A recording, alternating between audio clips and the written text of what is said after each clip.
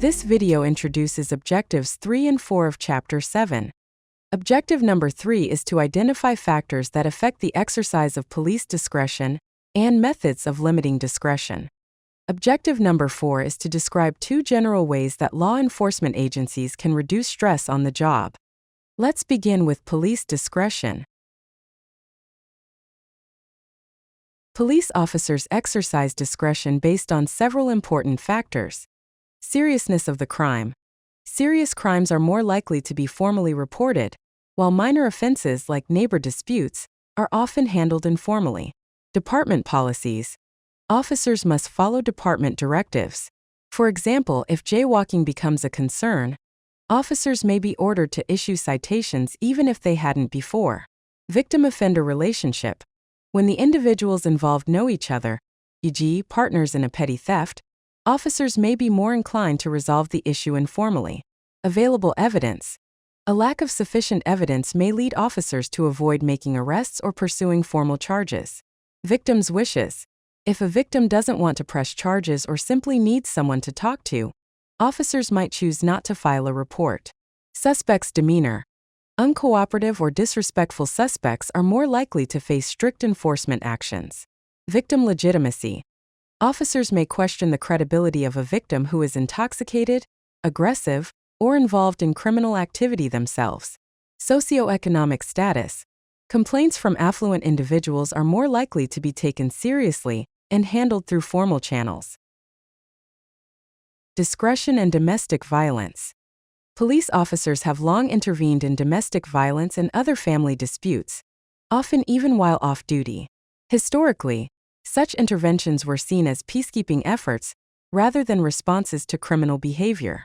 Traditionally, police have handled domestic violence in one of 3 ways: mediating the conflict, separating the individuals involved in minor disputes, or arresting the offender.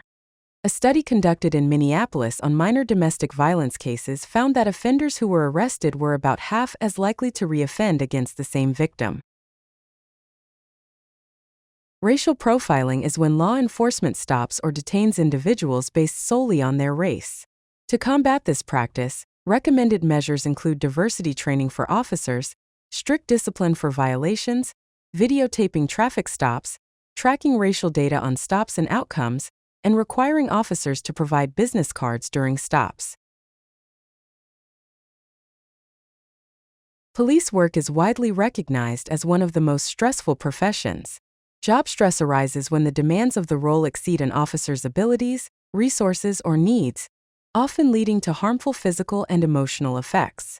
Many officers experience symptoms such as headaches, difficulty concentrating, irritability, stomach issues, job dissatisfaction, substance abuse, and low morale. Stress can be triggered by several workplace factors, including poor task design, ineffective management, strained relationships, and unclear roles. In extreme cases, stress can contribute to tragic incidents like copicide, a situation where individuals provoke officers into using deadly force as a means of suicide. Studies suggest that about 36% of officer-involved shootings fall into this category.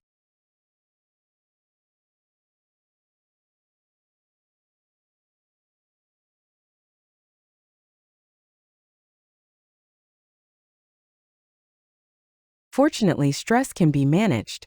Effective strategies include talking with peers or professionals, maintaining a healthy lifestyle, exercise, diet, and sleep, practicing relaxation techniques, and drawing support from family, faith, and community.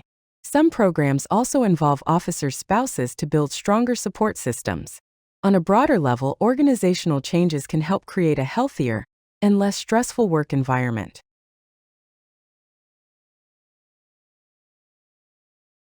Professor Reese, and I hope you have a great day.